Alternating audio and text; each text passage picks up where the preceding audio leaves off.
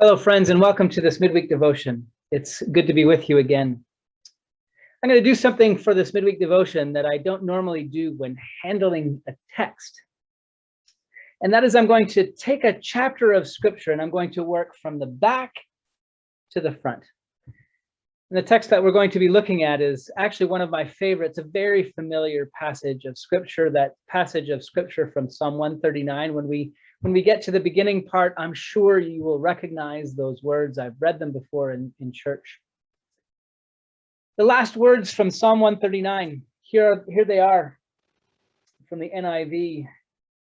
Search me, God, and know my heart. Test me and know my anxious thoughts.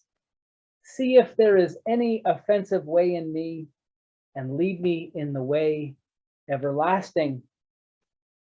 I love that last phrase, and lead me in the way everlasting. There are two ways that we can interpret those words. Those words can be interpreted as the everlasting life that God offers to us because of the grace that comes to us in Jesus.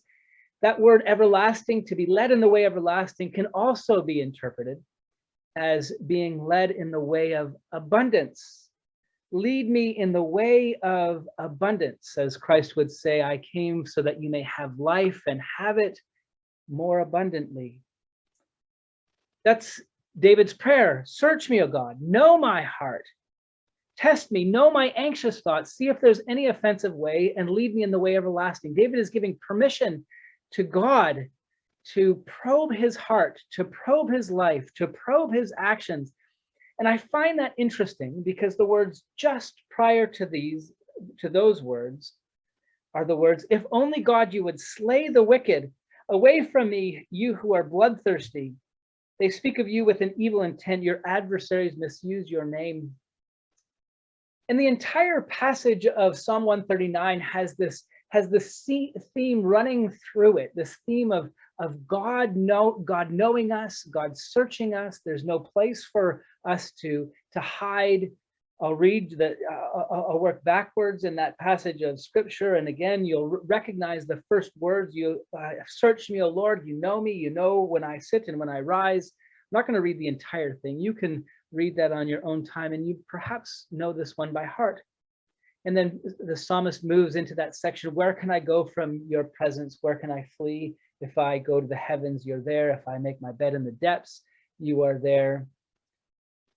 This idea of wanting God to be the one that searches us, not wanting our enemies to search us, because our enemies, when they search us, they will use whatever they find in their probing of our actions or our thoughts or our behaviors. They will use those as ammunition to blow us away from me, you bloodthirsty men, is the words that the psalmist would use. But there's something different that the psalmist recognizes in the probing eye of God. The psalmist recognizes that when God searches us, he searches us with his grace. When God searches us, he leads us into that way of abundance. When God searches us and when he knows our flaws, when he knows our anxious thoughts or our offensive ways, he takes those things and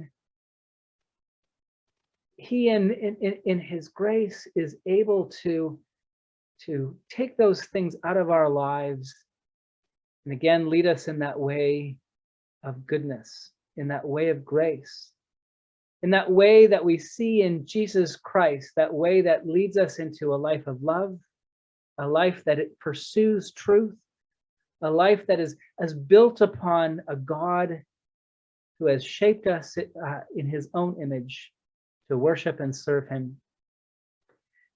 This isn't a long midweek devotion. They don't always have to be 6 or 8 minutes. This is just a short one, but I thank you for listening. And again, we'll see you on Sunday, and may the Lord bless you and keep you. May the Lord make his face shine on you.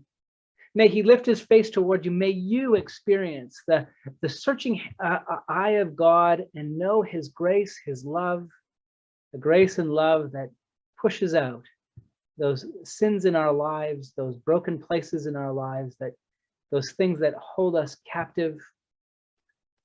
Again, we'll